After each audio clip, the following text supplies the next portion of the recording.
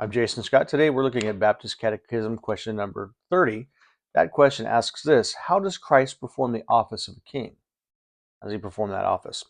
Christ performs the office of a king in subduing us to himself, in ruling and defending us, and in restraining and conquering all of his and all of our enemies. Armies. Psalm 110, verses 1 and 2 state this: The Lord said to my Lord, Sit thou at my right hand till I make thine enemies thy footstool. The Lord shall send the rod of thy strength out of Zion. Rule thou in the midst of thine enemies. Now, this was somewhat prophetic of David, but David was also speaking of the Lord coming and reigning and ruling.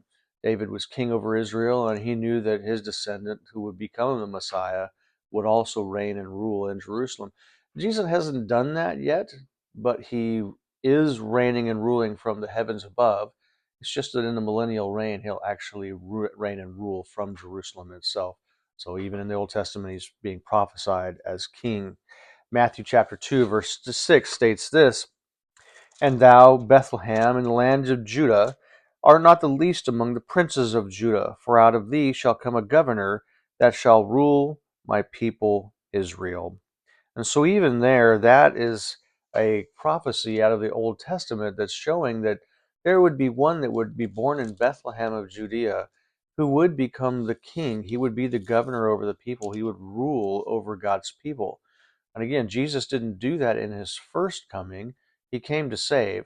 But in his second coming, he will come to reign and to rule, just as he was prophesied to do so. Luke chapter 1, verses 32 and 33 state this: And he shall be great, and shall be called Son of the Highest, and the Lord God shall give unto him the throne of his father David, and he shall reign over the house of Jacob forever, and of his kingdom there shall be no end. When Jesus died and rose again, and he ascended on high, sat down at the right hand of the Majesty on high, and he is reigning and ruling in the heavens above. But there is a literal earthly throne that he will one day reign and rule from. He is King of Kings and Lord of Lords. Right now, he is that. But when he was born and they called his name Jesus, the prophecy was that he would be given the throne of his father David, and that he would reign forever over Jacob. He is reigning even now. Let's see here. 1 Corinthians 15, verse 25 states this. 24. Then comes the end, when he shall have delivered up the kingdom to God, even the Father, when he shall have put down all rule and all authority and power. For he must reign until he hath put all enemies under his feet. The last enemy that shall be destroyed is death.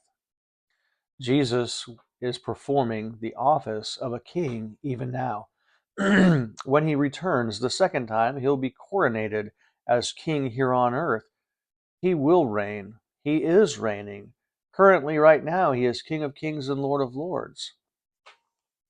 How does Christ perform the office of a king? The answer to that: Christ performs the office of a king in subduing us to himself, in ruling and defending us, and in restraining and conquering all of his and our enemies.